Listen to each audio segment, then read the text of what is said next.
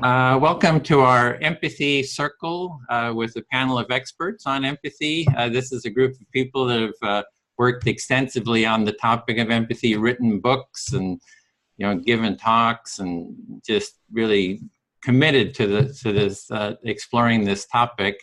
And so I wanted to just start quickly with just quick introductions for each of us. I'm Edwin Rutsch, Director of the Center for Building a Culture of Empathy.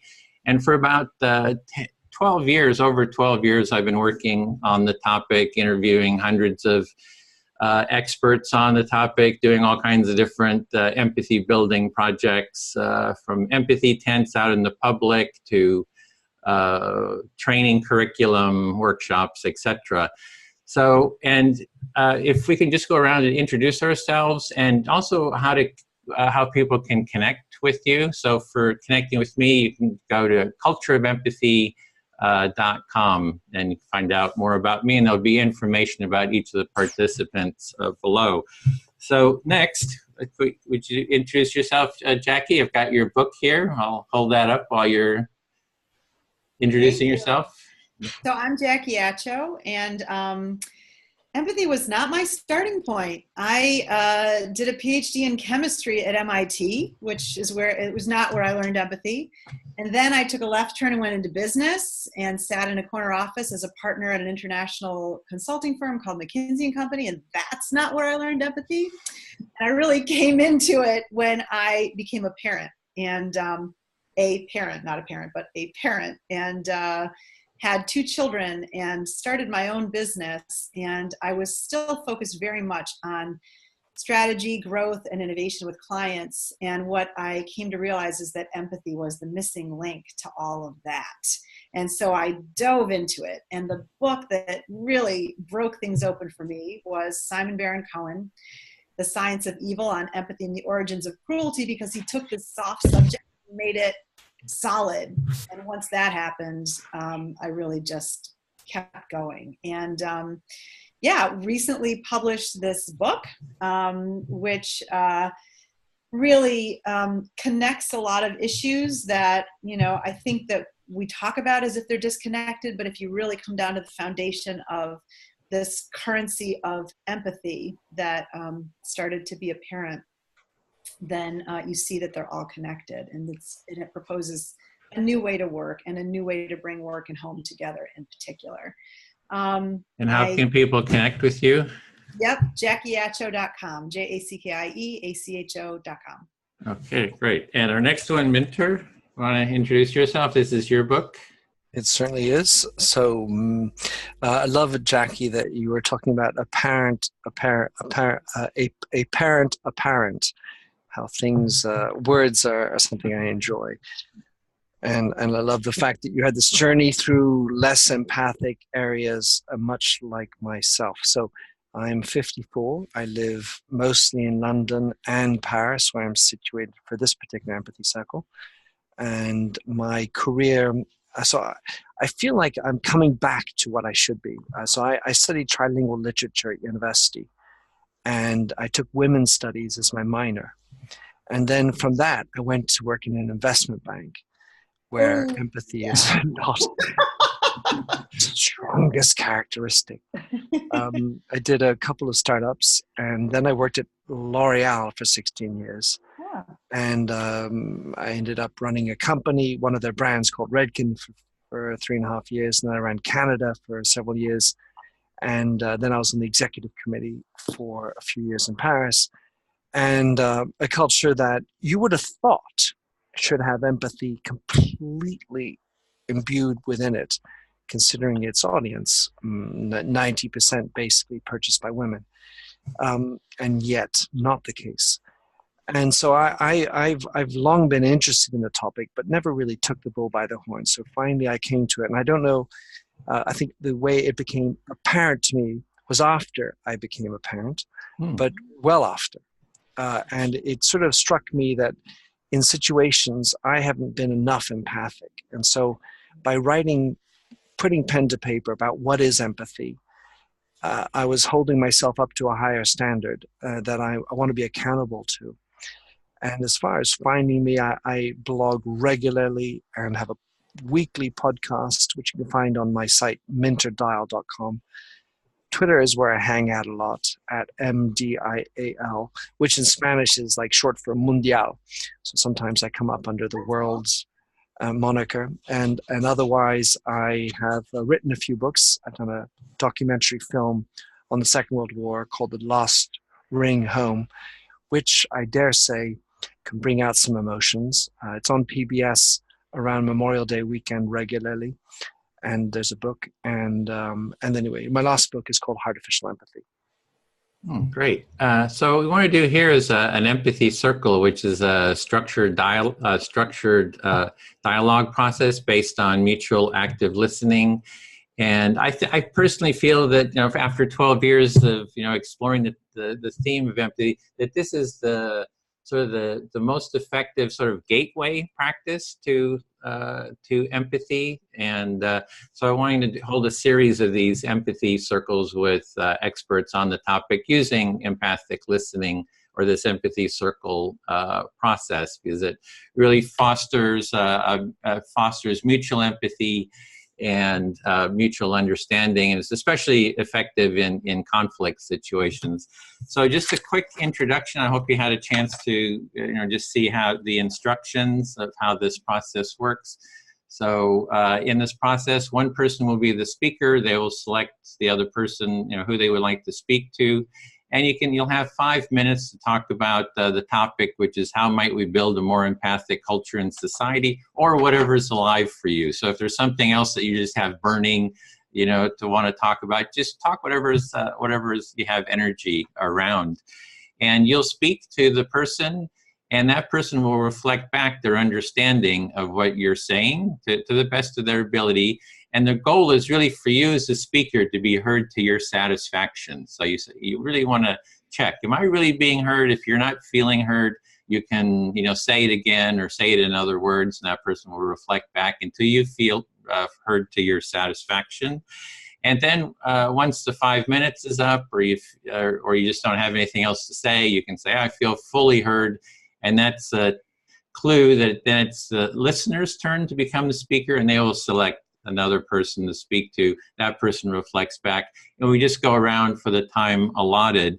And a few tips, speaker tips: you want to pause, you know, periodically, so that the listener can reflect back what it is that you're saying. Because if you go on and on, it's hard to remember, you know, kind of the essence, and be able to reflect back. And as the listener, you can also, if you're kind of starting to feel a bit overwhelmed, you say, oh, can you hold there for a second? Let me just reflect back what I'm hearing. And you're just reflecting back kind of the essence of it. You know, you can reflect the words if you'd like, you can paraphrase, you can summarize, but you're not trying to put your own, you know, comments into it. You're just trying to be a mirror to what the person is saying. And that's kind of the essence of it. And the best thing is just to kind of get started and kind of learn by doing. But I think both of you have kind of had experience with this or seen recordings of it. So we can start. And again, I'll keep time, and I've got just 5 minutes. I'll just hold that up when your 5 minutes is up. And I'm part of it too, so you can, you know, select me to speak to. So we can, yeah, or 5 minutes. And I've got a clock here to time us. So we can jump right in, whoever would like to start. You know, it's like, again, our topic, how might we build a more empathic culture in society? And maybe one of you could start by speaking to me, just so I can model the listening. It looks like Minter, you're passing it on. I see. I was going to suggest it to Jackie. I have a question for Minter. Can we go ahead and try? Okay, let's go right into it. Yeah, okay. But he will only be reflecting your question until you feel heard. That's okay. Okay. I just have a question. Is that we can? So I was intrigued and inspired actually by you saying that by writing about empathy, you started holding yourself to a higher standard. And so I was wondering if you can name some things that changed in you as you learned when you were writing the book. So what you're saying is that you were inspired by this concept and the idea that I would write to make myself accountable to this notion, and you're asking how I might have changed or the behaviors I've exhibited as a result of writing about it. Yes, but if you haven't gotten all the way to behavioral change, I'm also asking, what did you learn? And you're asking, how much did I learn? I'm employing the empathy circle. Yeah, that's excellent, excellent. And you can say, is there more, or do you feel fully heard, or just, do you feel heard? Okay. I feel heard and I'm ready to listen. Okay, Minter, you're up. So, Edwin. Yes. I'm going to answer that way, so diagonally. Great. Listening. The first part was actually understanding better what the concept of empathy was. And while I had this idea of what it was, I realized that I didn't actually have the full grasp of the concept of empathy. Okay, so you were kind of to begin with, you just wanted to understand what empathy was, and you just were realizing you didn't really have the sort of the broader whole understanding of what it was. Yeah, and so not only did I discover that there were many more definitions of it, there were some that I agreed with and some I didn't really feel were quite as appropriate within the definition. Okay, so you're seeing that there's sort of this range of definitions, and some of the definitions you're agreeing with, and others maybe you don't. Yeah, and so let's say the ones I really latched onto was this notion of cognitive empathy versus affective empathy. And I had originally had a far greater understanding of it as being affective empathy, like things you feel. And while I may have made this distinction between sympathy and empathy, I kind of put empathy in the feeling empathy basket. Okay, so you're finding out that there's sort of this difference between cognitive and affective feeling empathy, and you'd always put your definition under the feeling empathy, and you're seeing that there's another kind of aspect to it. Yeah, and then when you get on stage and you start talking about it, you get asked questions like, well, how can you be more empathic? And so at the beginning, I was a little bit more talking about it than actually doing it. And little by little, I found myself in situations where I'm not being held up to it by somebody else, but I'm aware that I'm aware of the conundrum that I feel because I'm not an effective empath. I'm certainly much more in the cognitive space. So when you were giving talks about empathy, people would ask you questions, and at first you were sort of describing it, and then you started getting more into the sort of the doing of it, and you're sort of noticing in yourself you're more of a cognitive person versus a feeling person. Yeah, and I have a tendency to jump in, and I would call it, a typical masculine type of trait, where I need to give the solution. And sometimes it's just about listening and just sticking with the story that the other person has. And my compulsion is to want to solve. And it's just not, it's misplaced so often. So in terms of the thinking I have, to answer your question, Jackie, is to flag myself and say, Minter, they're not looking for a solution. They just need to be heard, and that's enough.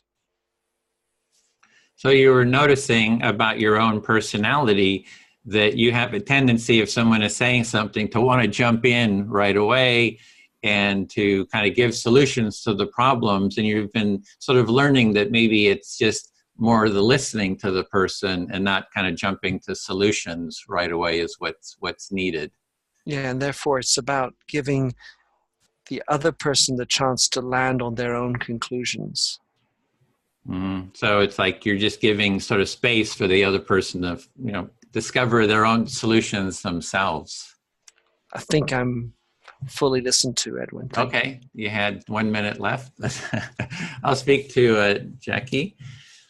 Yeah, it seems like we've kind of jumped into definitions, to start with, because it is sort of an issue with empathy that in all the literature, it's like, you know, the academics is like, hey, empathy, there's all these different definitions. It's a confusing mess. And then, you know, kind of what are we talking about to begin with? So if we're going to talk about building a more empathic culture, like, what are we talking about when we're talking about empathies? So if you just want to reflect that back. Yeah, so what you're asking is, given the variety of definitions of empathy and even the controversy around some of the disagreements about what empathy is, what are we really talking about when we say empathy? Oh, hi, Anita. Oh, hi, Anita. I'm so sorry to join late. Hi, Edwin. Hey, Anita. Hi. I'm just going to put on my Hi, earbuds. Anita. I'm glad you could join us. It looks like you may have had some difficulties. I see two versions of you here. Two versions? Oh, really? Oh, because I tried two different ways. Do you want me to try to delete Anita, that? that's because you have a split personality. Admit it now. That's right. You're 100% right. Oh, it's so, so lovely to meet all of you. Catch me up to speed, and then I'll stay quiet because I haven't earned the right to talk. Okay, so we're doing empathic listening now. I'll give an introduction. It's Anita Nowak, and you're coming out. You have a forthcoming book, The Empath Strikes Back. Do you want to add anything else quickly about just an introduction to yourself? Well, it's a work in progress for many, many years, and I'm committed to finishing it this summer. Oh, okay. That's all I'll add. Great. And you've given all kinds of talks and lectures and stuff on empathy and working on it for some time, articles, etc. That's right. What we're doing is empathic listening. So right now I'm speaking to Jackie, and she's been reflecting back. And so we're in the middle of it. And so I think you're familiar with empathic listening, right? So you can will be included too. And I guess we'll just get started with what we're continue. So I will continue with, let's see. So was that your question, Edwin? How are we thinking about empathy? How are we defining it, given that there are so many definitions? Yeah, so it's a good starting place. And I'll just say that for the empathy that I'm not too fond of the cognitive affective vocabulary for empathy, but I just find it a little too academic for me. I start with the definition, which is based on the work of Carl Rogers of listening into someone else's experience and accompanying them on their journey. So that's kind of the starting point for me. So you're saying the split between cognitive and affective doesn't really resonate with you because it's too academic, but you go back to Carl Rogers and his way of accompanying someone on their journey as being kind of the one great way to think about empathy. Yeah, to start with, at least. There's a lot of different facets to it, but that's sort of the starting point. And then the empathy circle itself is sort of a structure that supports that, because right now I'm sharing something and you're accompanying me on my journey and kind of being an empathic presence. So we're actually structurally, this process kind of supports that mindset, that attitude is kind of from a sort of a structural point of view. So you're saying that the empathy circle supports that mindset and actually helps people practice empathy, because as I reflect back, I'm putting myself in your shoes and thinking what you're thinking and saying what you're saying. Yeah, you're accompanying me on my journey. So, and then with the issue that Mitra was concerned about, by him jumping in all the time, and it's like the structure of it doesn't allow for that, right? So this is kind of like exercises. You keep exercising this, and it inhibits that jumping. It structurally inhibits the jumping in and trying to fix someone else or interrupting them. When it's your turn, you can say whatever you want, try to fix them. But when it's the other person's turn to speak, like me right now, you have the full attention of everyone. So the empathy circle helps people practice not jumping in on top of someone else, because the structure makes us really focus and do active empathic listening. No mansplaining. I didn't say that. Not mansplaining. Is that what you meant? There's no femsplaining or there's no Oh, any. there's no femsplaining either, right? Yeah, that's right. No splaining. And also in terms of building a culture, the structure sort of supports the building of a culture of empathy. In a sense, we're creating a little mini culture of empathy structurally here. So in terms of a way to build a more empathic culture, I just see this as sort of a building block to that process. And you see this as a way to build a more empathic culture because we're practicing as we go. Yeah. And that's my 5 minutes. We're having 5-minute maximum turns just to let Anita know. So, okay, I feel fully heard. Thank you. Okay. All right. So let me ask you a process question. Yep. Did I try to answer any part of your question or move along? It's your turn now to select who you want to speak to, and you can answer the question. You can say it's totally your space to say whatever you want. Okay. Hi, Anita. Hi. I'm going to pull you in. Welcome. So I would like to talk a little bit about the definition of empathy, and I want to focus on two things. I love the way that Edwin just spoke about it as accompanying someone on their journey. I also want to, in that definition, add a clause that Simon Baron-Cohen and some others add, and that is to say, when you're feeling with someone, the empathic response is for you to have an appropriate emotional response. It doesn't mean that if somebody is really angry, you get angry, or if somebody is really down in the dumps, you go right down there and stay there. Do you want me to reflect Yeah, back? you just reflect back what she's saying. Yep. So I heard that you really love the way that Edwin framed the definition of empathy, drawing on Carl Rogers' work, and that you're interested in exploring this definition a little further and maybe broadening it with a clause or an add-on to say that when you're accompanying someone on an empathic journey, that you don't have to experience some of the emotions that others are experiencing, especially if they can be painful or dysfunctional emotions, or emotions that don't necessarily make you happy or feel at peace. That's what I heard.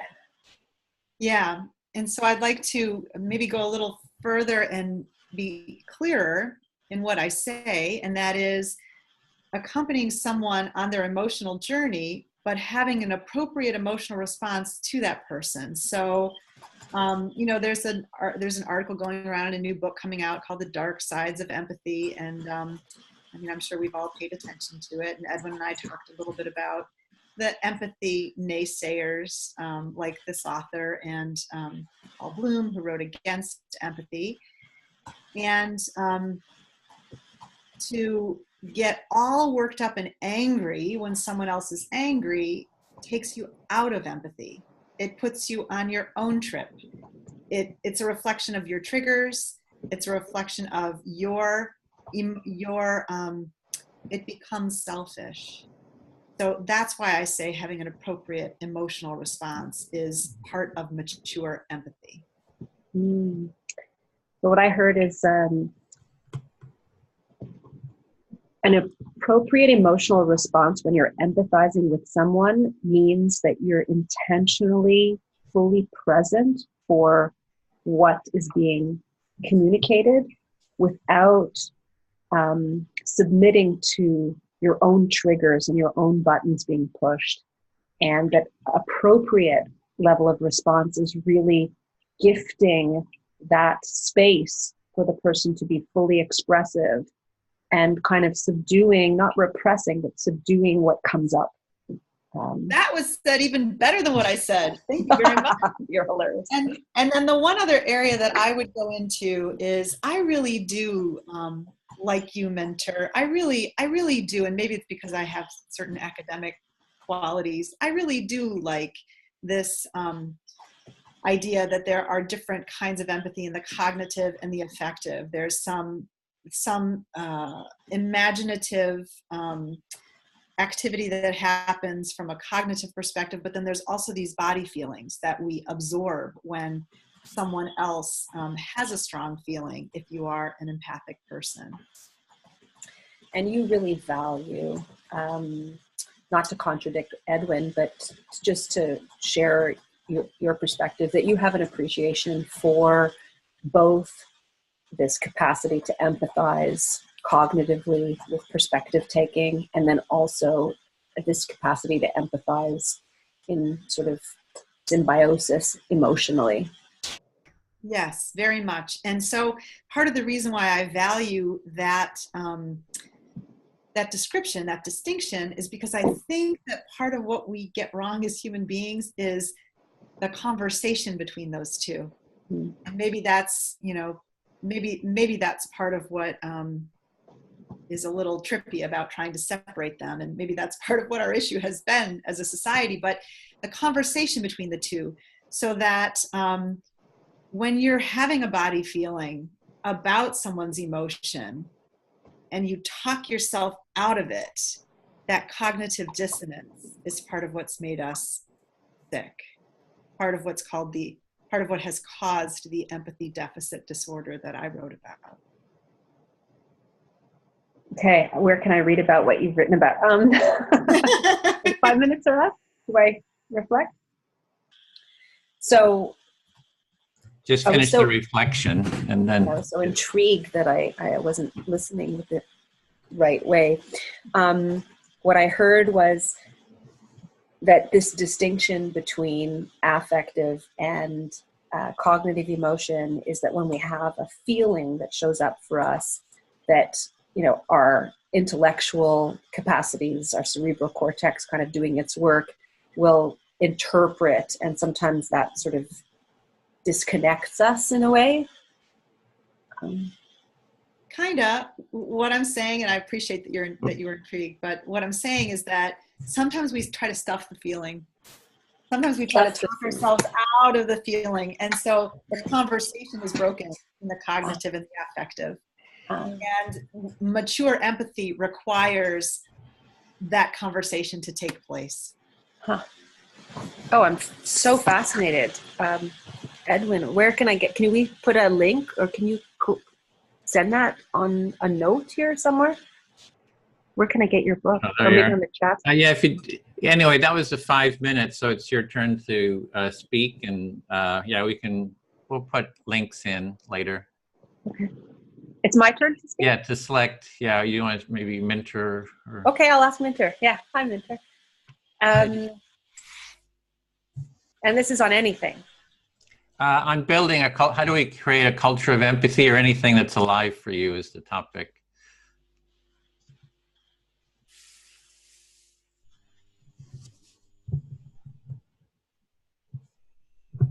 So I have a bias towards action. I think empathy is really important. It's fundamental to who we are. We could become more empathic with practice, but it's about leveraging that innate capacity for empathy through action. And I think that's why the cognitive empathy is so important. So, for example, Notre Dame Cathedral just burned down, and we felt pain for a structure because it symbolizes so much.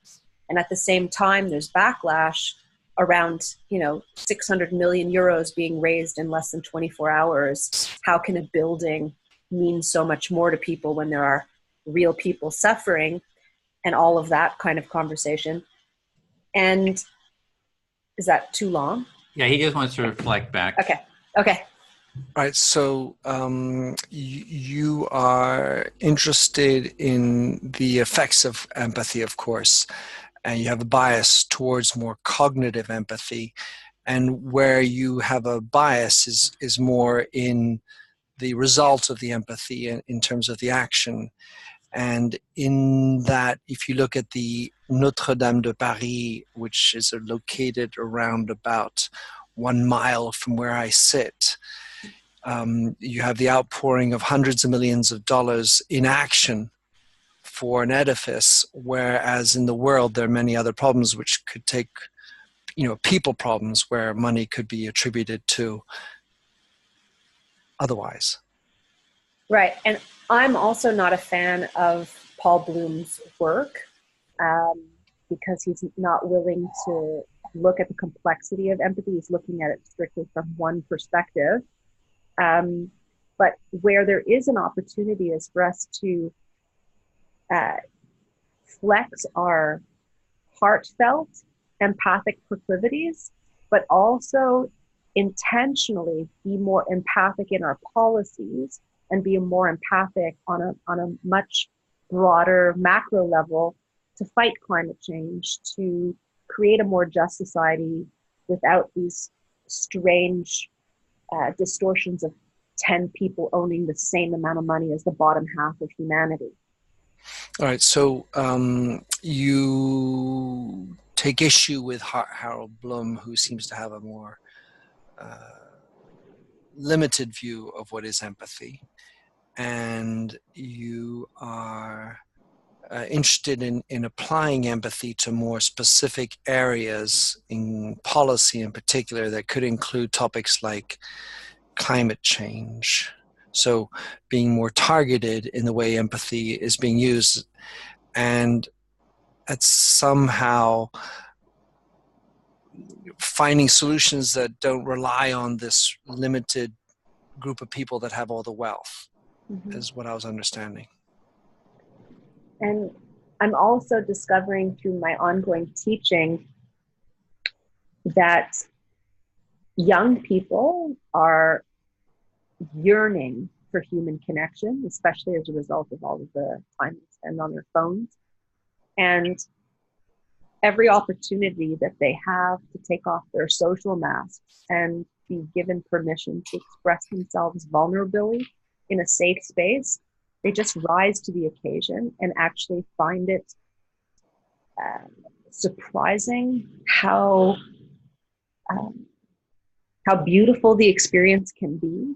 And so I find that young people are craving this sense of community and communion and empathy, and that I wish we could unleash something there for you.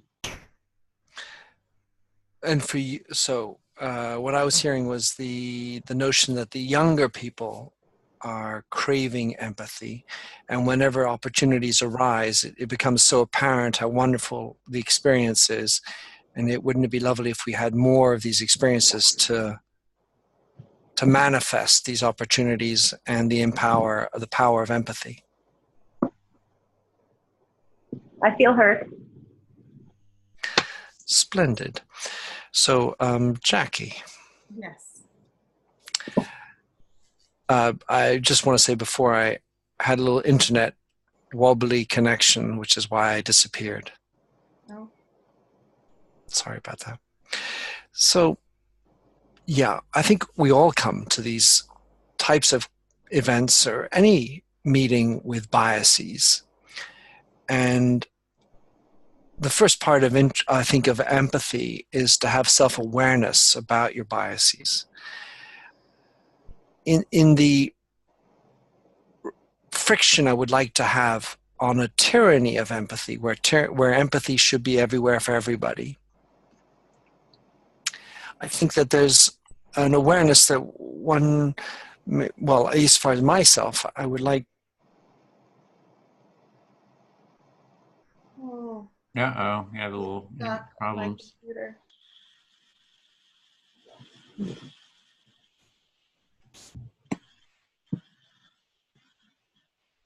So he's frozen and not hearing either. Maybe he's... You there, Minter? Frozen. You could stop your video. He's... There he is. You might want to turn off your video. It might give you more bandwidth. Good idea. Yeah. I don't know what is happening. It's ever since Notre Dame, my Wi-Fi is burning. Hmm. Sorry about that. Yeah. Wi-Fi. But now I can't see his face. I miss seeing his face. I'm smiling. Okay. It helps me to absorb what you say, but okay, I'll listen. I'm in. Okay. Okay. So let me tell you what I heard until you froze and went away. You said that we all come to conversations like this with biases, and the first step of empathy is realizing your bias. That is true. And I went on to talk about how, especially in my world, where I'm dealing with organizations and business leaders, there's a pragmatism that I feel necessary, not only to focus on cognitive empathy in a business environment, because that's more receivable, but also to recognize that the idea and the imposition of a tyranny of empathy, where empathy should be imposed all the time, everywhere, for everybody, A, is not receivable, and B, I want to understand where it's not practical. Ooh, parentheses. This is hard because I want to, like, build on what you're saying, but here's what you said. Working in your world, which is mostly organizations, you find that it's difficult to try and bring a tyranny of empathy, which is tyranny everywhere for everyone, because it's not accepted. And so you want to understand what's practical. Yeah, I need to understand where that barrier is. And maybe in the discussion with the anti-empathics, understand where there can be a terrain of entente. Okay, so you really want to understand where the blockages are, and with the people who are against empathy, where really you can start shifting their intention? At the very least, creating a bridge, because, let's say that we have enough divisions out there. And so if you're a Democrat, you want to reach out to a Republican. Well, what about within the empathy world, empaths reaching out to non-empaths? Ooh. So you want to be able to create bridges so that people can reach out across boundaries, and not just political boundaries like Democrats and Republicans, but also empaths and people who are anti-empathic or not. Yeah, and let's say amongst the things I like to do in my life every day is to build bridges. Well, I connect dots is how I refer to it, and oftentimes, to Anita's point before, sometimes I need to jump to the action, and that could be considered a non-empathic idea when we're in the action, when I should be just sitting back and listening. So you like to build bridges, and there's often a lot of action in building the bridge and making things happen and making things better by connecting things, but maybe you're thinking you should sit back and listen more. So if I had to, conclude on my thought, is look at places where I see opposition and find and practice the art in spaces that are not even comfortable, including talking to sociopaths, or they're sometimes empathic, but the people who are difficult to get in with. In a business mind, it's actually about selling in consultancy at some level, because most business leaders, men, typically stressed, performance-oriented, hard to listen, have trouble listening to the idea of empathy. So I understand what Anita was saying about being so intrigued that it's difficult to listen, but I'm going to tell you what I think I heard, which is that you are interested in going into these spaces where you will build a bridge, make a connection with someone who is anti-empathic, even a sociopath, or, the more popular normalized version, which is leaders in organizations, because they're usually, a lot of what they're taught is anti-empathic. Jackie, I'm feeling lovelily heard. I'm so glad, Mentor. I enjoyed listening. Okay, so, geez, you've all said such fabulous things that I have many questions and I have much to say. Where even to begin? First step, select who you want to speak to. Edwin, let's bring you back in here.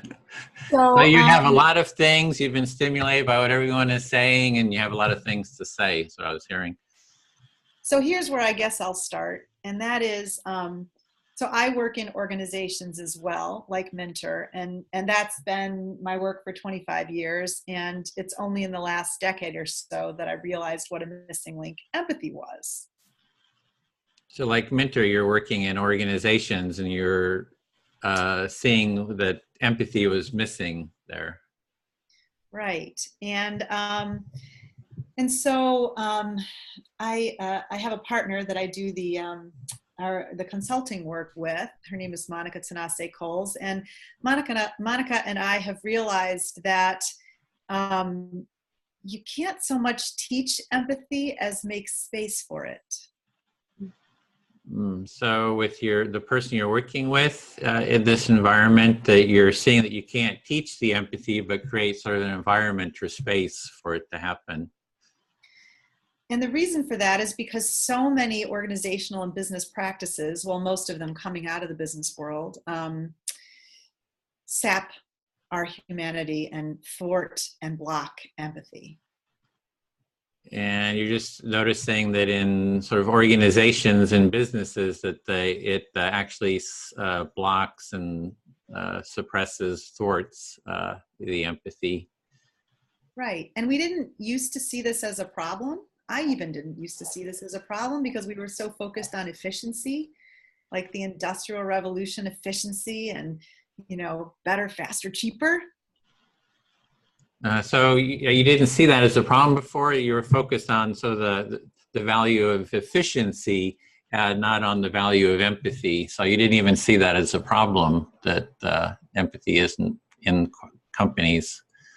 Well, and I'd say we as a society. Or even as a society, so as a broader culture and society, that's sort of how it is. We're still emerging from the Industrial Revolution and those mindsets.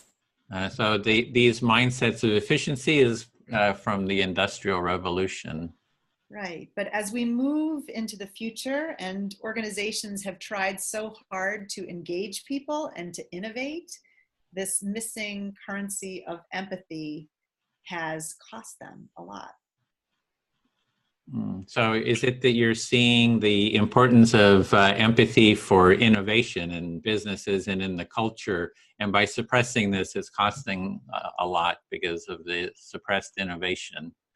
Innovation and engagement.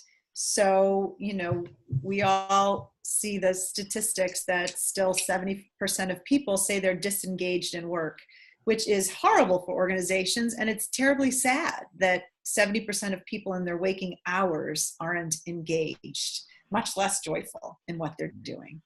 So you're seeing problems in business that the innovation is suppressed as well as engagement, so personal involvement by people. And then sounds like you're saying that both of those are stimulated by empathy.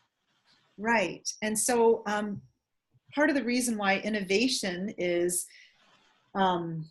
greased with empathy is that change, even when it's good, is always hard. And so the only way that people can move through it is if they're glued together relationally. And the value of empathy is that people are connected with each other, and it makes it easier to deal with change then. Right. So when Mentor was talking about how hard it is, and I'll add painful, to go into organizations sometimes and help leaders who are doing the best they can, but their empathy has been sapped as they climbed that pointy pyramid, rewriting those business practices so that empathy, this currency of empathy, is stewarded, is important work, we feel. And so that is the work that we focus on. So you're seeing that within a corporation or business that leaders who have sort of gone up the hierarchy and kind of suppress their empathy, that you just see the importance of bringing empathy, back into it and kind of stewarding and shepherding that. And that's right. And the Yeah. practical way to do that is to rewrite some of the business practices. So it's sort of rewriting the business practices as the way to bring empathy back into the culture. And the last thing I would add here is that it doesn't matter whether it's a business or a school or a library. We've been doing work for the last couple of years with the Cleveland Police, and they are stewarding a culture of empathy. And in so doing, they're changing the statistics and the output that really matters, including complaints of citizens, officers who want to transfer into the division that, that's practicing this work, all the things that matter. Even things like homicides are going down, which, ultimately is what the police are responsible for. Okay, so you're seeing that bringing empathy into these organizations has really positive effects. You've been doing it with the police department in your area, and it's just having all these positive effects of retention and crime rates, homicides, and so forth going down. So all kinds of really positive effects. And that was 5 minutes of that. All right, thank you. I feel heard. Okay, I'll speak to Anita. Then, I wanted to get back to the affective and cognitive empathy topic. So for me, the empathy is the following going along with someone, being present with them. And so for me, that's just kind of the basics of empathy. And with the cognitive empathy, there's always this sort of confusion. It seems like what does that really even mean? And I liked what resonated with what Jackie was saying about the imaginative. It's an imaginative, and that's what I would say is actually a sexier term for it would be imaginative empathy. I mean, this is like cognitive empathy. It's like something some academics came up with to kind of suppress publicly the term, take the sexiness out of it. So what I'm hearing is that, Edwin, you want to bring sex into empathy.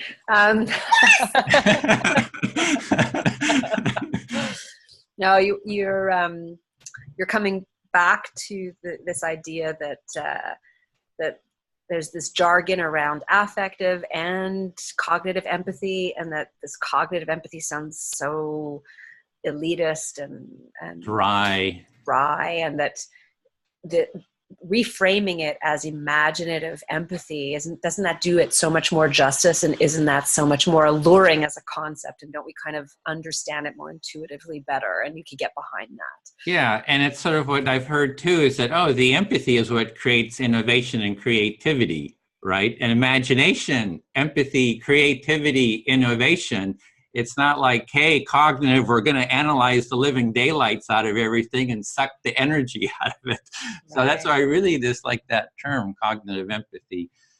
Right. So I'm hearing that you don't like this term, cognitive empathy, because it's just so stuck in some kind of rigid, dry place. But when you're unlocking imaginative capacities and imaginative empathy, creativity and innovation flourishes. Yeah. And an imaginative empathy is like, here, I'm following you on your journey, and and I'm being with you, and then you're following me on my journey, being with me, and then we have a relationship. We sort of follow each other. But that's sort of this just basic empathy. The imaginative empathy is we can imagine ourselves in any situation. So I can imagine myself as being Anita. What is it like to be Anita? So that is like different from just following you on your journey. It's like, imagining myself in your position. I can imagine myself as being a carrot, right? I can imagine myself being anything and anybody, just like an actor does. So that's like a little bit different than just following along someone else. Yeah, so you're seeing that there's a difference between the kind of empathy that happens when you're, with someone, you're empathizing with, you're following them on their journey, and they are then following you on your journey. And this imaginative empathy is sort of a somewhat different experience where you're putting yourself in someone else's shoes. So it's a different orientation, a different experience of empathy. Yeah, and it's like immensely powerful because you can be a person, a thing. You can be a group. I can be the planet Earth. What is it like to be planet Earth? What comes up for me? I feel grief. I feel sadness. I feel pain. So you just, and I've seen this in conflict mediation, that you can have mediation and somebody is a stand-in for someone who's not there. And it's amazing. They can embody that person. They just have the basic essence of who that person is. They're very withdrawn. They're very stern. And the person takes on that role. And someone else in the family say, "You've got it. That is exactly it. I can't believe you've kind of channeled this person." So the power of imagination in this role taking is immensely powerful. So not only is imaginative empathy sexier as a term, it's also more powerful as a term because as you've witnessed through conflict mediation, you can have people stand into the role of someone else and truly embody what that person's sort of nature is, and people are reacting to it saying like, yeah, that's exactly that person. So imaginative empathy gives us that power to do that. Yeah, I feel fully heard. Thank you. Can I ask as a point of clarification? Because I'm so sorry. I thought we'd be on a 1 hour call. I won't it was 2? the whole 2 hours. Yeah, I apologize. Are we doing empathic listening for the whole 2 hours? The whole time. The whole time. I'm so sorry that I'm going to have to drop off soon. I want to pick up on something that Jackie. And who are you speaking to? Oh, Jackie. Hi. Okay. So something that I heard you say lit up for me and had me wondering if you are familiar with the work of Frederic Laloux, who wrote a book called Reinventing Organizations. Have you heard of this book? No. So I guess this is not a dialogue. Okay. So she would have just reflected. Oh, you're wondering if I've heard of the work of Frederic Laloux. And I was recently turned on to this book. It's a very dry title in my mind, but the subtitle is so juicy and delicious. It's something about the next stage of human evolution and human consciousness. And the author has described organizations over time in distinct phases, which he uses colors to describe. And we are entering the teal color, which is everything that you described is a teal sentiment. So, parentheses, I'm buying the book. Okay. What I heard you say is that Frederic Laloux's book, Reinventing Organizations, has a wonderful subtitle about the next story of human consciousness. I can't read my writing. I shouldn't even bother with that. And he's described different phases of organizations as colors. Wow. And we're entering the teal era. And sounds really cool.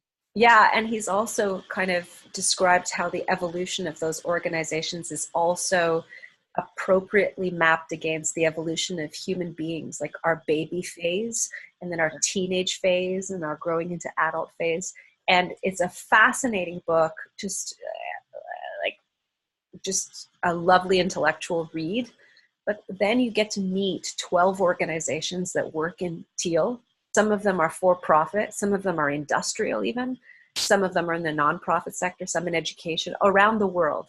And he talks about the practices of teal organizations where he doesn't make a really big case for empathy being ever present, but as somebody who has studied empathy, I can see it through all of the pages, that it's just this fostering of who we are as humans in an organization.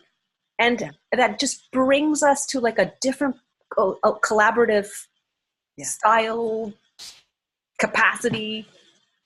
Yeah. So this beautiful book actually maps the evolution of organizations with the evolution of human beings, from babyhood to toddlerhood to teenage years and so on. And one of the great things about this book is that you get to go in and look at 12 organizations that are operating in teal, which underneath it all, empathy sounds like a river that runs through it, at least for someone like you who really can appreciate empathy, and it helps these organizations move into a whole new co-creative space. Yeah. And I think I have become more comfortable with talking about empathy as being a radical spiritual act and a radical political act. That when you are empathizing, and more than just empathizing, when you're engaged in empathic action, you are saying, I'm with you and we can do better together to change whatever the dynamic is around that is causing you whatever that this emotion that's arising for you. So you have gotten more comfortable thinking of empathy as a radical political act and a radical social act, so that when people come together and are empathizing, it's an active, it's a radical action that brings people together to do something better. Yeah, and that speaks specifically to the politics of empathy, but the spiritual nature of empathy is that we share a common humanity, and whatever pain is happening for someone else, by osmosis is happening to us, and whatever's happening on the planet is happening to us. No wonder there's so much dysfunction around health and mental illness, and we need like a massive revival in our capacity to empathize. We need to amplify it. We need to, celebrate it. It needs to be part of the stories we share in our public discourse, because that's who we are by nature. Okay, it's really hard not to say, amen, sister. Here's what you said. So I guess I said it anyway. Here's what you said. You said, empathizing is also a radical spiritual act, because at our core, we are all connected as human beings, and we're connected to the planet. And because there's all this pain, even if we're not personally experiencing the pain in our own physical body, it's no wonder there's so much dysfunction and so much that we feel, because it's out there and it is us. Yeah, I feel greatly heard. Thank you. Okay. All right. That was beautiful. Minter, let's bring you back in here. I want to take it back to sex and power. Are you ready? I am full on. You want to bring it back to sex and power? I do. I'm bringing it back to sex and power, and I'm talking to you, Minter. So I love that we got to sexy, because the back third of my book is actually about sexy. And it's about how empathy is sexy, and about how we have bastardized sex as an incredible creative function biologically, which really is an interesting model for empathy. So the last third of your book is about how empathy is sexy. And in the definition of sexy, we're actually referring to the word sex, and how the act of sex can be put in another context, and instead of being bastardized, maybe beautified. Right, because that biological design is a 50-50 co-creative process. Unless you're a Komodo dragon, right? Or very few things that can, procreate on their own. It starts as a 50-50 co-creative process biologically. So biologically, sex is a shared down the middle act, or thought anyway, I'm not sure, act probably, and is perhaps the better definition that I was trying to understand. And unless you're a dragon, this is the supremely human experience. Right. And it's this co-creation that we are here. And I'm going to reflect back some of the spiritual language that Anita was getting us into, because I love that too. It's this co-creation that feels so good to us because I believe we're here to do that. And reflecting back on the spiritual elements and the radical spirituality that Anita was talking about, it is this co-creation that actually defines us and is us and drives us. It brings us joy because it's what we're here to do together. And it's the empathy that allows us to do this. And of course, I'm only metaphorically using sex right now. What I'm talking about is a co-creation between two people, or even person and an animal, but I'm not talking about physical sex, which is what gets mixed up so often. But when there's real empathy, it's a beautiful co-creation. All right, so moving away from just the act of sex to the notion of co-creation, empathy is a fundament of the ability to co-create. Right. And so that's why empathy is sexy, because it is the juice that allows two people to come together and create something bigger than either one could have done on their own. He went away again. Can you still hear me, mentor? I'll pause. Maybe he'll come back. I can reflect. So you're saying that the empathy, are you back, mentor? I just heard something there. Mentor? I heard him too. Okay, so that the empathy is a co-creation, sort of an integrative process that it's more than one person can do, and maybe, yeah.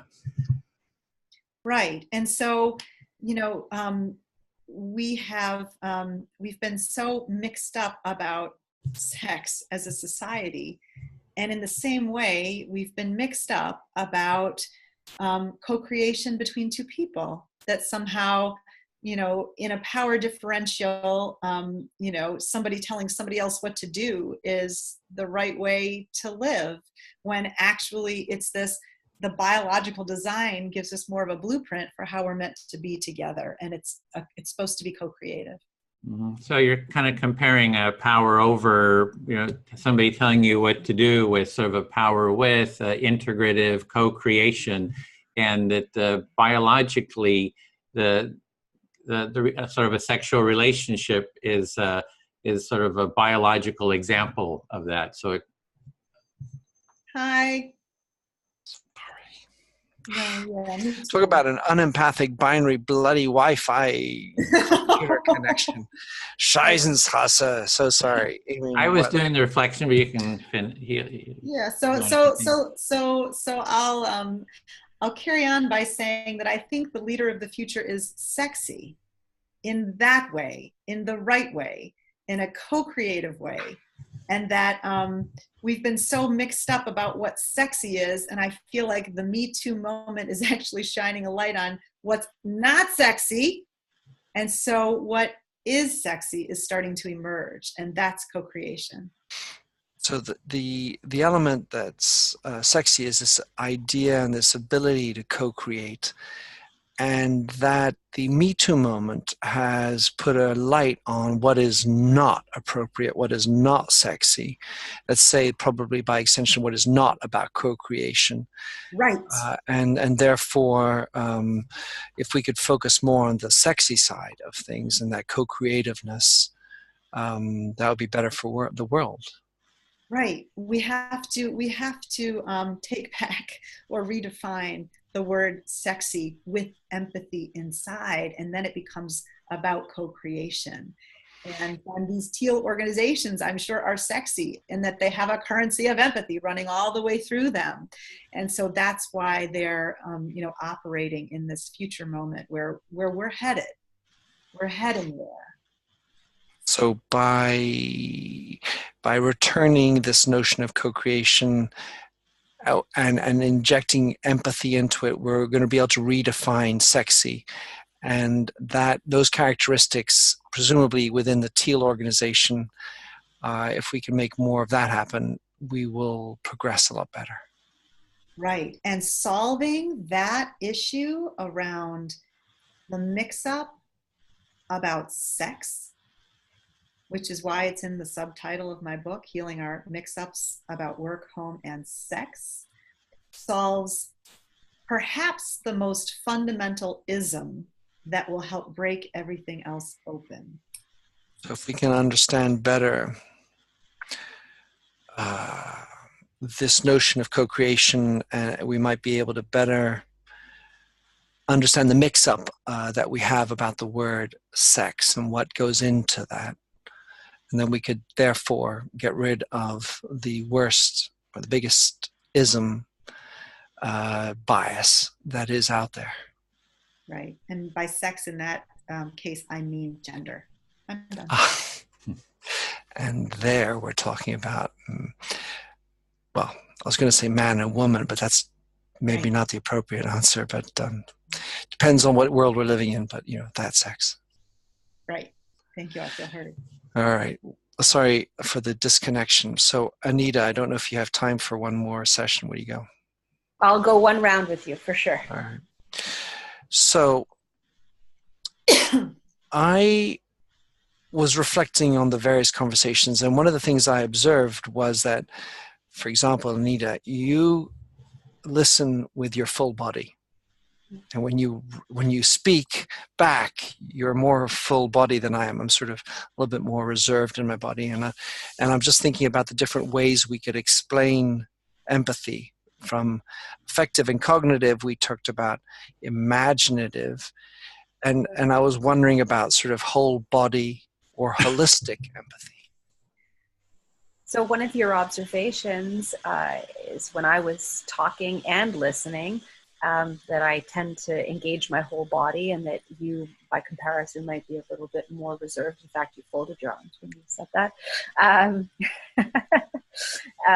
that we've talked about affective empathy, cognitive empathy, imaginative empathy, and now you're looking to maybe enter a new gateway of holistic, embodied empathy. Yeah, which goes back to your higher consciousness element. And I wanted to bring into this conversation where my brain was leading me, which is to the brotherhood of eternal love. And do you know about that? You're asking if I know about the brotherhood of eternal love, and that's where you're kind of going with this. Yeah.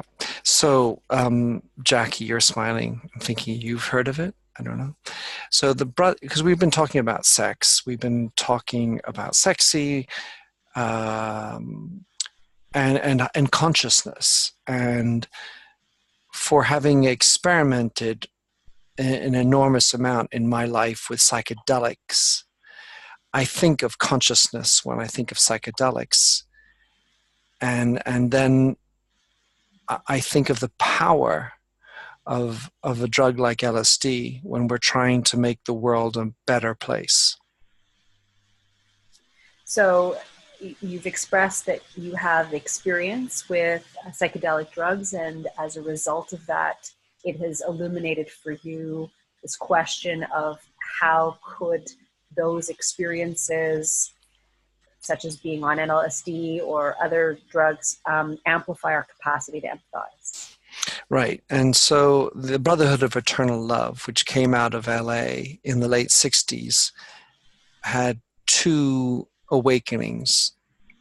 The first was there's too much war, division.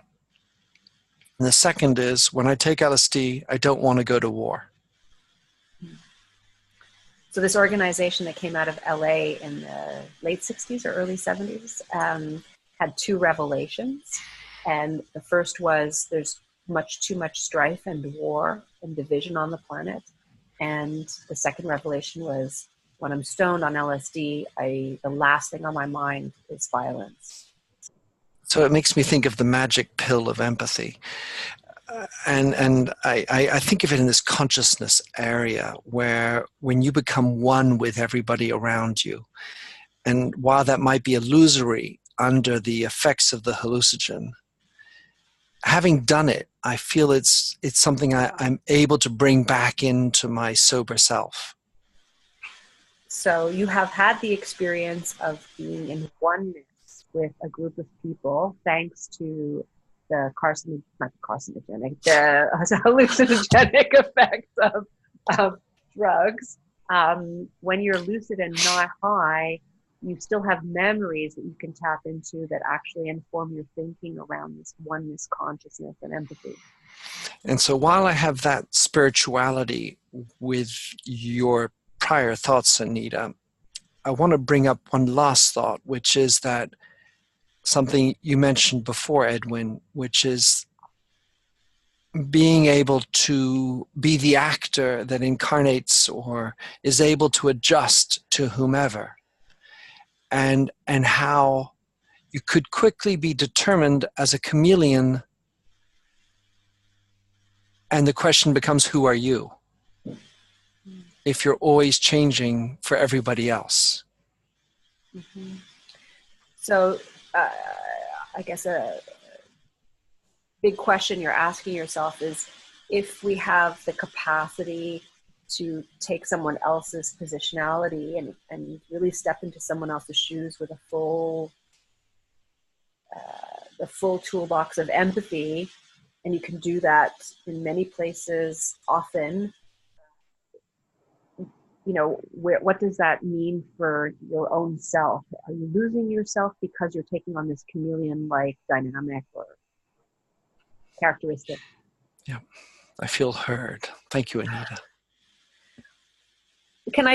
I have to leave now. I'm so sorry. I only booked an hour and I'm going a little over, even though I started a bit late. It was such a joy and pleasure to meet all of you. And Edwin, thank you.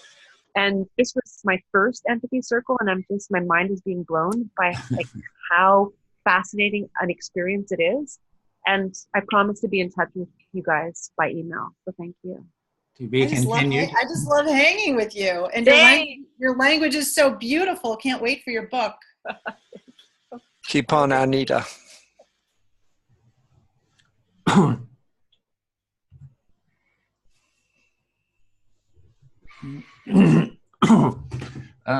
Okay, I guess I'll go to continue. I'll speak to Jackie. Yeah, I was just, what I was hearing from Minter, the concern about being a chameleon, which is, in a sense, if you're following in other people's, it's like you're accompanying them on their journey. If you're accompanying everyone on their journey, you have a sense of loss of maybe self. Like, hey, what's my journey? What's my direction? And there's some concern about that. So you're reflecting on what Minter was saying about the possible trouble of following everyone else on their journey without losing your own sense of self. Yeah, and I hear from people when I'm trying to sort of promote empathy that they say, oh, I'm too empathic. I grew up in an environment where I had to listen to all the family members and didn't get a sense of who I was and myself. So I don't want to do empathy because I'm already too empathic. So and you hear people that some people think that they're already too empathic because they've been listening to people, family members all their lives, and they feel like they need to shut it down a little. And that's one of the problems with sort of the definition of empathy, is that empathy is like if you're following someone else's journey and it's seen from an individualistic point of view. And I think to see it in a relational point of view, that empathy is a relation. It's not the individual is one part of it, but there's at least two people and more that are in a relationship. And to the culture of empathy, for me, is to raise the level of empathy in the whole relationship or the organization, as you've been talking about. So it's not only like in therapy, you get heard or we're doing all the speaking, but that there's this mutual, back and forth, mutual empathy. And if one person is just not feeling heard and seen, there's a deficit in the relationship there. So part of the way to resolve the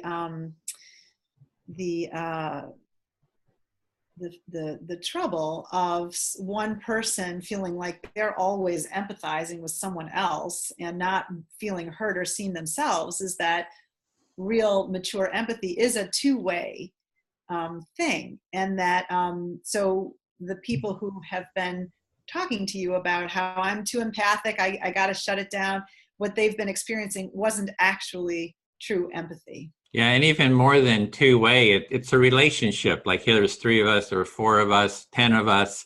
It's really, what is the level of empathy in the relationship between all the people? And the majority of empathy gets analyzed from an individualistic point of view, like that, dark side of empathy. It was very individual. It's like you as an individual in this world of individuals, what is the role of empathy? But if you step out and you see the relationship, everything looks actually very different in terms of if there's too much empathy or too little. So I think seeing the relational empathy is an important, critical piece here. So it's really critical to step back and see the relational aspect of empathy that's flowing through individuals, whether it's 2 or many, many more individuals. Yeah. And that it's that relational empathy that helps us put in perspective that the individual empathy isn't the whole answer. And for that sense of self, and I see, well, actually the empathy circle is, again, structurally like that. Like everybody gets a voice, everybody gets kind of their equal time. And so you get seen by multiple people and reflected by multiple people. So when you go into the depths of, craziness, conflict, and it gets pretty emotionally, wild.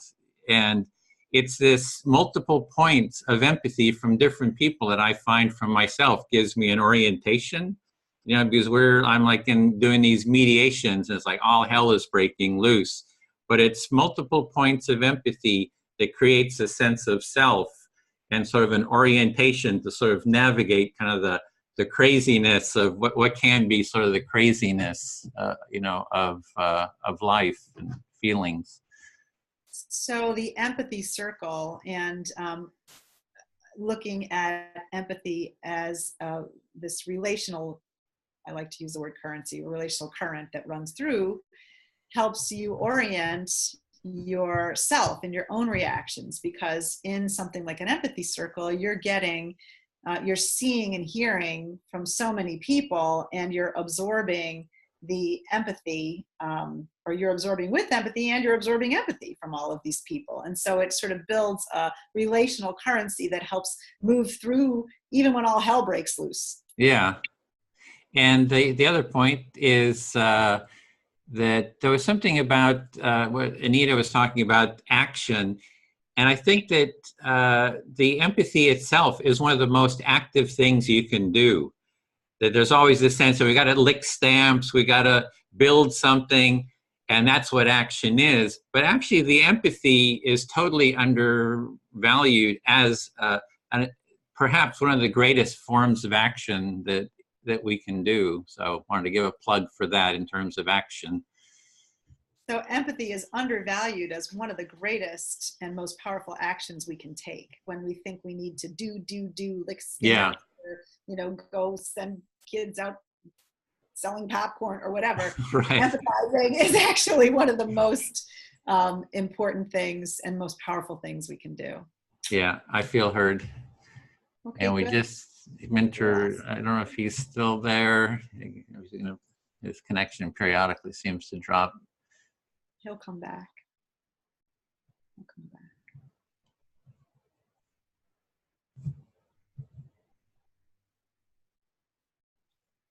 me give him 20 seconds. He usually comes back in that time. We can pull him back in. Yeah, sometimes he's got to drop out and then come back in.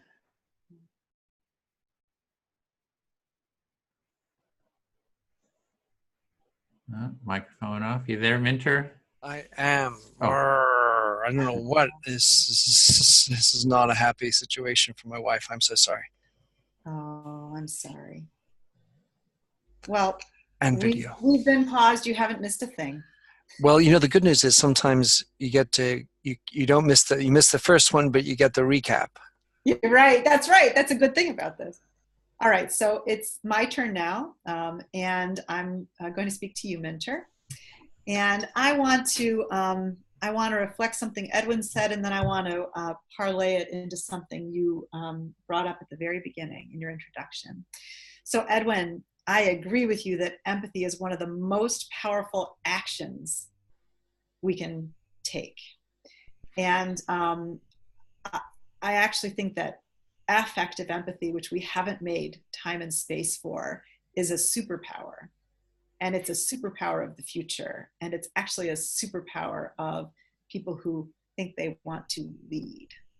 All right. So you wanted to reflect on something that Edwin said, and then circle back on something that I said at the beginning, and saying that empathy as an action is actually a superpower, and that affective, the feeling empathy, is even a more superpower altogether.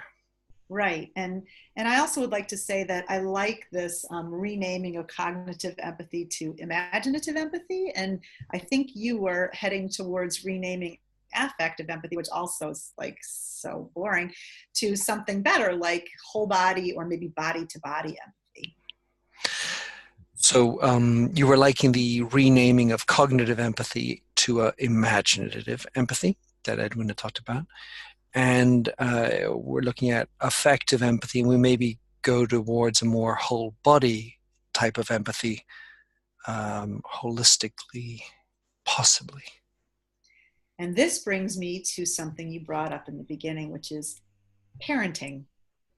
And this is something I started with, but I would like to correct you began the apparent parenting. But anyway, let's say we co-created. We co-created, right? So let's keep on with that. So, one of the things I learned in writing the book is that there are two times when we are really just naturally, in terms of our evolution as human beings, kicked into high gear in learning empathy.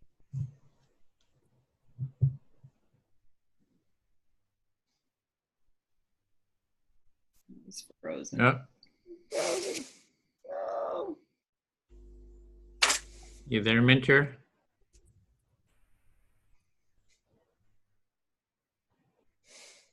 He'll be back.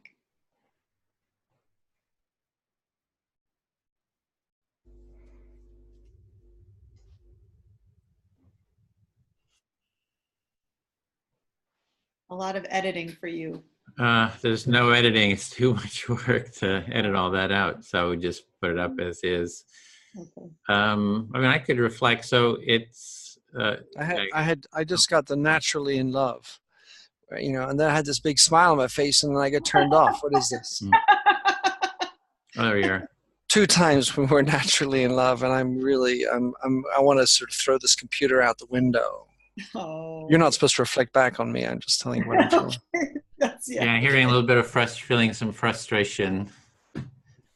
That's hard. When technology doesn't play along, that's very hard. And there he goes again. In and out. Yeah. I wonder if you can hear me when I sigh. Yeah. Yep, hearing you. I heard that. Shall we do one more round? Maybe we could close then, just in terms of, because of the difficulties, we can pick up another time. Yeah. Minter, can you hear me? Can you hear me? Did you hear me when I sighed? We did. Heard the sigh, and we can hear you now. I don't see your face. I can hear you now. I'm sorry. It's killing me. Oh, yeah.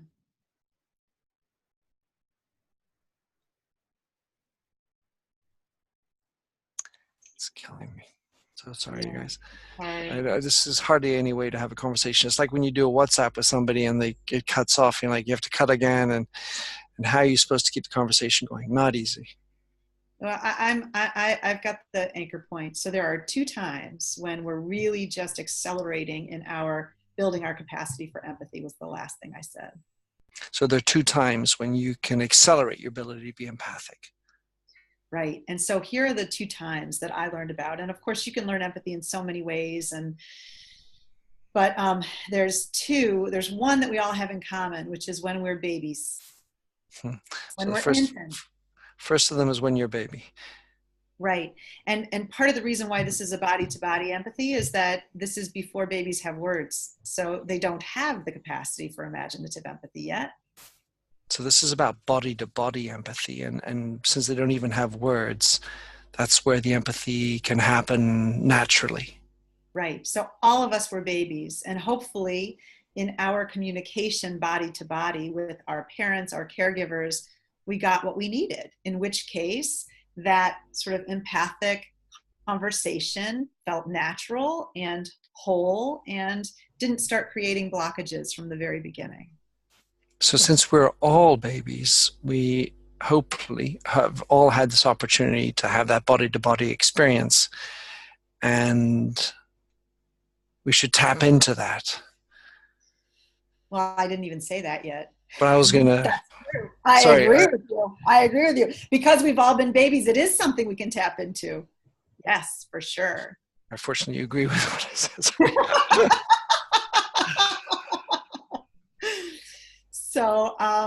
So that's the first time where we're really in an accelerated way building our capacity for empathy. And if you don't get what you need, thank God there are chances to remember and rebuild empathy throughout a lifetime. So if you don't get what you need as a baby, then there are other opportunities in your lifetime to discover it and fill that gap. Right. And one of the next powerful times, if you are so blessed and choose, is when you have your own babies. Because there you are again in this body-to-body relationship, communicating without words and trying to understand without words. Yeah, so then the second time can be when you become a parent, and then you're cuddling with your baby, and you then again have to operate in a body-to-body way without words. Right.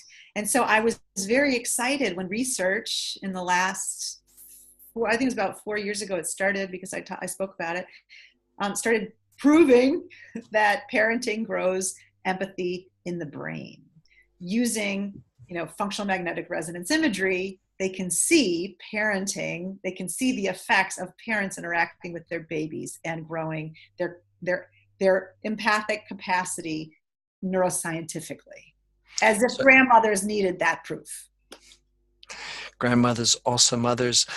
And when we become parents, they've shown that in research with MRIs that you can see the empathic zones of your brain firing up when you become a parent. So it's scientifically provable that is another way to drive empathy.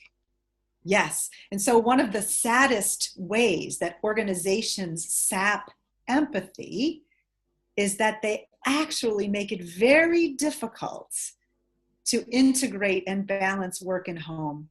And this is the issue for empathy development and leadership, for why we don't have more women in leadership, and why we don't have more empathic men in leadership, because the choice becomes stark as you're climbing a leadership ladder.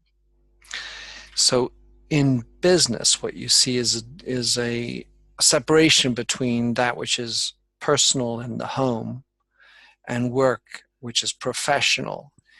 And that's the biggest block of having empathy in business. And that's why we also see less women in positions of power and empathic men in positions of power.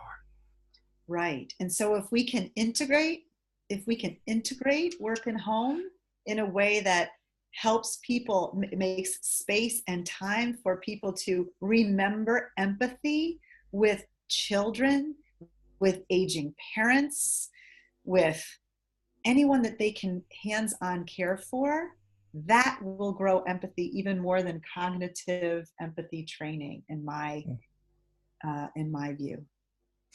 So if we could bring more children and aged people maybe into the work environment, maybe that would help us to bring more empathy into work or in the world, rather than just focusing on the cognitive side. And so I'm thinking there's this new term of body empathy.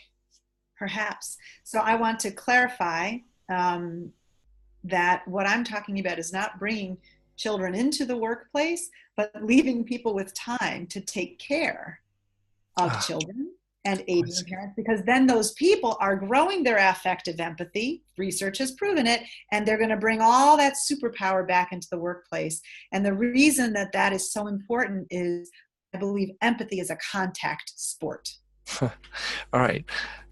So it's about giving us the time to explore that personal opportunity, body to body, with babies, parenting, aged, and that touch that happens in the personal. If we give more time for that, that will help us to be more empathic in the office, where we're not necessarily getting into body to body contact. Well, right. So we're not getting into physical contacts, most likely, but there's a body to body communication that happens regardless, which we feel now, right? When I'm just looking at you through the screen, it's so much easier to talk to you when I can see your face and see your expressions. Absolutely. So so it's not necessarily physical contact, but it is corporal. And there's this notion of understanding our body and our eyes and our bodies, even in a business space, that can be benefit from that personal type of learning and activity that's happening when we're at home. Right. Practicing this nonverbal empathy is part of the superpower that we should bring back into the workplace, because we've actually trained people to be disembodied. Oh, so that's cool. So then there's this notion of practicing nonverbal empathy, and that at work we are being disembodied. Yeah. Powerful thought. Yeah. Heads on no judgment meant to be, but heads on sticks, right? Sorting everything out intellectually all by ourselves, when the answers are so much more holistic and should be so much more co-created, and then they would be right. Yeah, so we're very much stick figures, focusing on our intellect and the intelligence up here, where we're not in touch with the rest of ourselves, where we could make a much better solution, find the solutions if we could get in touch with that other part of us.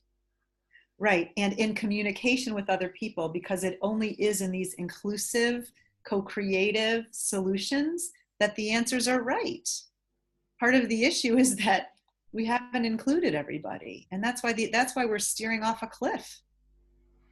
So there's a notion of inclusiveness as well. So there's this notion of the full body and inclusiveness, and if you can combine these two elements, then we'll get a more accurate, better solution, a right solution to any problem. Right. I feel heard. Fun. So it didn't even didn't disembody. Yeah, you didn't disembody. Yeah, right. Case in point. You want to do one more? Just, you want to speak, and then we'll close. Yeah, that'd be great. Hopefully my connection sticks with it. So Edwin, it's interesting when we've talked a fair amount about gender and sex, but not really mentioned the notion of different sexes in the stereotypes. Something that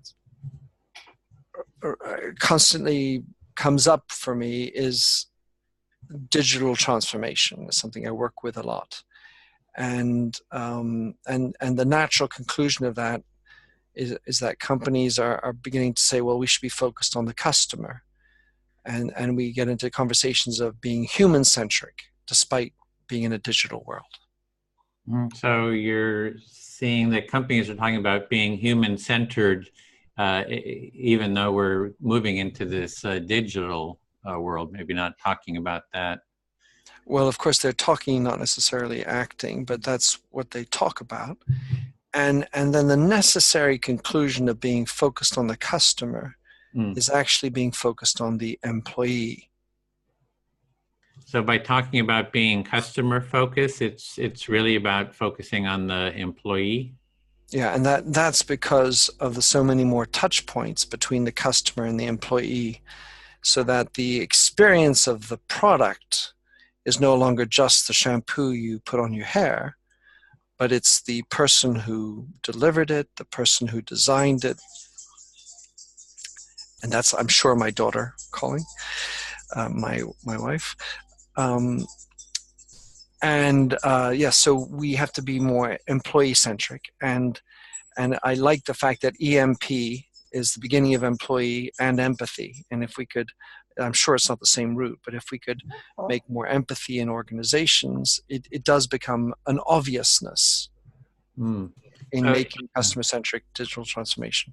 Okay, so there right now, instead of a product, there's a sort of a touch point between the customer and the company. There's much more connection between the employees and the customer. So if you can create a sort of an empathic culture, empathic employees, it'll sort of affect the customers more. So that's supporting the touch point there between the customer and employee. And the irony of this statement is that Jackie was talking about how having body-to-body experiences at home is good for business. What I'm trying to do, or my thought is, if we could have more empathy in business, that might make us more empathic at home. Because I find stress such a constant evil created at work. It naturally comes home and makes me feel not happy and not enough space to be empathic. So you're seeing that if you can create an empathic workplace, that you can, well, right now it's not generally not empathic, it's very stressful. You take that stress home to you. So if you can create an empathic workspace, you can be bringing empathy home to you. So you're seeing that a little bit of a different focus, or a focus of creating that empathic workspace. Yeah, it's just a nice juxtaposition. Ultimately, I have this small lingering fear, which is maybe corroborated by the number of times I've seen empathy cited in books recently. Jay Baer, Rohit Bhargava, Seth Godin, I don't know if you recognize these names, but they've all have hundreds of times the word empathy in these books, and I could cite a few more. There could be somehow a trend towards this, and it becomes not only banalized, it loses all sense of meaning. So you're seeing that the word empathy is coming up in a lot of the, I guess, philosophy writers around business, and that they're using the word a lot, but it's like sort of losing its meaning because, and you're maybe feeling some concern about that. I just get nervous about the superpower that's underneath this. And in my book, in fact, I'm going to close with this, which is I did two, what do they call them, superheroes? And both of these, there's one woman and one man superhero. And I love that idea, but I would hate for them to be considered toys or gimmicks or trendiness. And you can start with that, and I'll finish with why I got this. So you're having some concern that the term empathy, or the meaning of empathy, the deeper essence, is going to become superficial, and you create some I guess superheroes, or that we're sort of modeling this, and yeah, you're going to build on that. Yeah, so we go from superhero to super fists, which is ironic because I was talking about artificial empathy, of course, in my book. Anyway, the story I want to share with you is that the two superheroes were drawn by the towel attendant at my sports club. And and let's say, obviously, a different strata of society. And I walked in and with my towel, and there he was drawing. And I asked him what he was doing, and I ultimately commissioned those two drawings by him. So you, in your book, you've got these two drawings of a male and female superhero, and it came about by your sports club, I guess, that you saw someone that was doing some drawings, and you commissioned him to make these figures for you. So I'm certainly wanting to anchor myself in exhibiting the empathy that I want to see happen, and hopefully keeping a higher debate about the purpose of empathy in society so it doesn't get drowned in some sort of mass media version of it, which I think will not be as powerful. Mm-hmm. So you're really concerned about and working towards creating like a deeper understanding of empathy, so it just doesn't turn into a superficial discussion. And that seems to be one of the focuses that you have. You got it, Edwin. Thank you. I feel heard. Oh, great. Okay, well, let's just in closing, maybe just do without reflection, just a round of like, how was this experience for you? I find that 2 hours for an empathy circle is sort of a long form. It's long, but it takes time. In the first hour, you're kind of settling into the process, especially for new people, and then who haven't done it. And that after an hour, it starts getting a bit deeper too. So that's why I like to do the longer form, even though it does take a lot of time. So just hear from each of you. How was this experience? I loved hanging out with you guys. I just loved it. I think the process is great. It's has you very attentive, but also relaxed, because you know you're going to have your turn to speak. It's so much of the stress of being in any meeting is whether or not you'll be able to be heard. And so it's so relaxing to know that you'll be heard. My head is exploding with ideas and books I need to read. And there's just so much follow-up I would love to do with everybody here. Even when Minter was talking at the very end, I thought, yeah, what's happening is that people are using empathy to manipulate. And it makes me sad and angry, actually. And we need to make sure that we continue this sort of discussion to shine up the gem that it is, so people understand the superpower that it is. Cool. And so, Mike, I love the energy of this group. Of course, we have a natural disposition. We have policy to make it happen. And that doesn't take away from the natural energy that I've heard from you all. I wonder if we can't do like a televised debate using this. In France, they have this nasty habit of constantly interrupting one another, what we call a plateau, where you have several people sitting around and round table talk. And it's all about screaming louder than the other and interjecting and cutting off.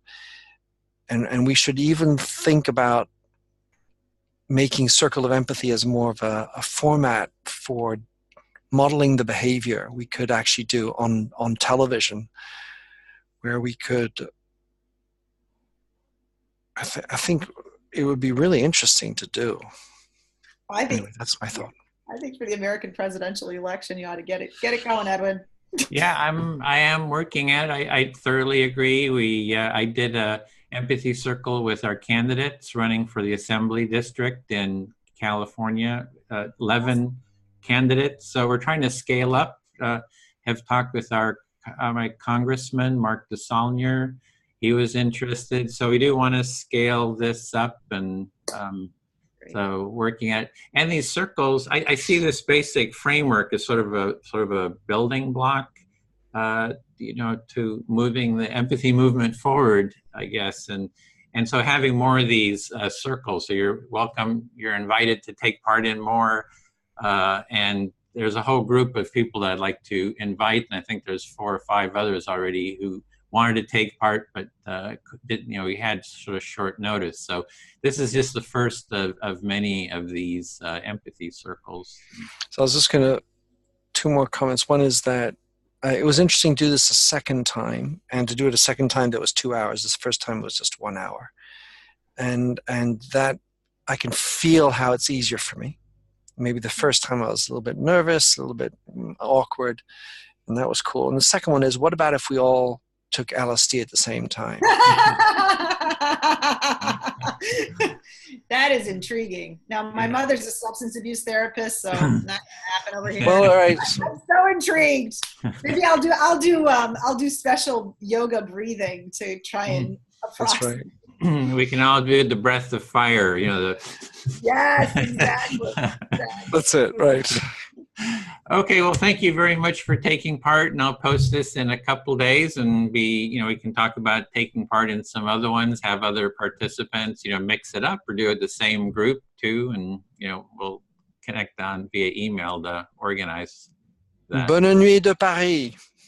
Bonne nuit. Bonne nuit. Okay. Thanks, Edwin. Thanks a lot.